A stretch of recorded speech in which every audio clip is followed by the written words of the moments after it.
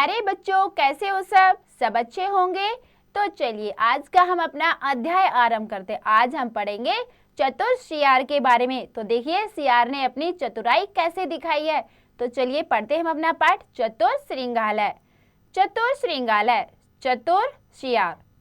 एकदा एकस्मिन वने बलवान सिंह निवसत। एक बार एक वन में बलवान सिंह रहता था, यानी कि बहुत ही ताकतवर शेर रहता था।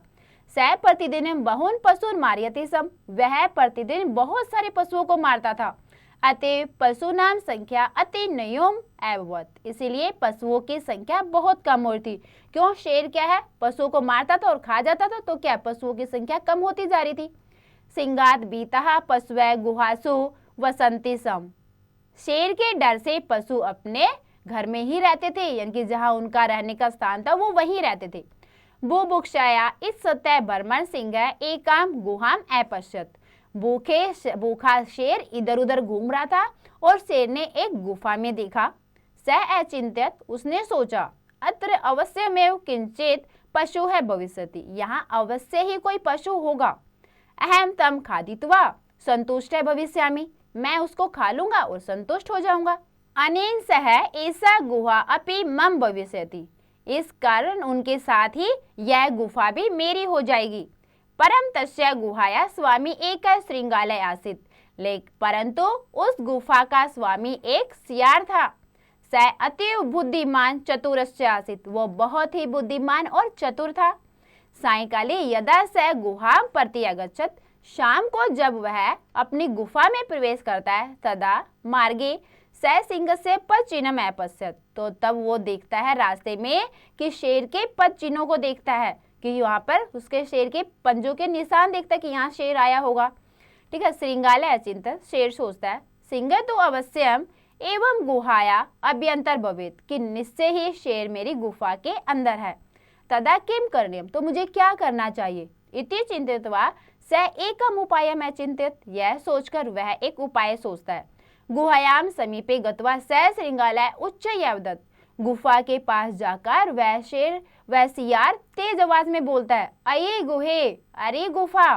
अहम आगच्छम प्रतिदिनम एवं कथय। मैं आ गया हूँ प्रतिदिन की तरह, तुम कैसी हो। सर्वत्र कुशलम अस्ति। सब कुछ ठीक है या नहीं है।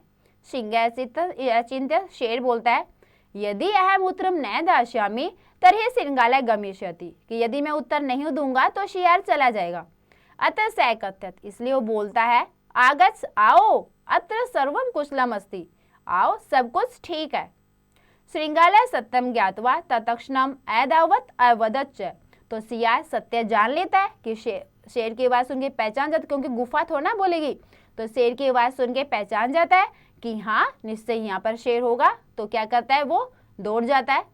किम गुहा अपिवती, कि क्या गुफा भी बोलती है। तब हम अवश्यमेव सिंह ऐसी, तो निश्चय ही यहाँ पर शेर है। आगे देखिए बेटा, इसका अनुवाद है। एक बार एक वन में एक बलवान शेर रहता था। वह प्रतिदिन पशुओं को मारता था, इसलिए पशुओं की संख्या कम हो गई। शेर से डरे हुए पशु गुफाओं में रहते थे। भूख से इधर उधर घूमते हुए शेर ने एक गुफा देखी। उसने सोचा यहाँ अवश्य ही पशु होंगे, मैं उन्हें खाकर संतुष्ट हो जाऊंगा। उनके साथ यह गुफा भी मेरी हो जाएगी। परंतु उस गुफा का स्वामी एक गीदड़ था। वह बहुत बुद्धिमान और चालाक था।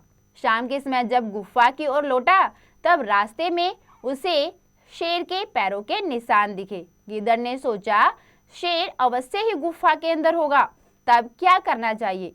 यह सोचकर उसने एक उपाय सोचा। गुफा के पास जाकर वह गीदड़ जोर से बोला, अरे गुफा, मैं आ गया हूँ प्रतिदिन की तरह, कह कुशल है या नहीं है। शेर ने सोचा यदि मैं उत्तर नहीं दूंगा तो गीदड़ चला जाएगा। अतः वह बोला, आओ, यहाँ सब कुशल है।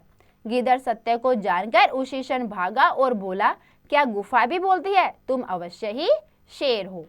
तो बच्चों देखो कैसे गीदड़ ने अपनी चतुराई से अपने आप को बचा लिया और शेर को बेवकूफ बना दिया। तो क्या हमें हमेशा क्या करना चाहिए, हमेशा हमें अपनी बुद्धि से काम लेना चाहिए। तो बच्चों आपको ये पाठ बहुत अच्छा लगा होगा, बहुत अच्छे से आपने समझा होगा। तो आप इसको और अच्छे समझने के लिए इसका एक बार और अभ्यास अवश्य करें।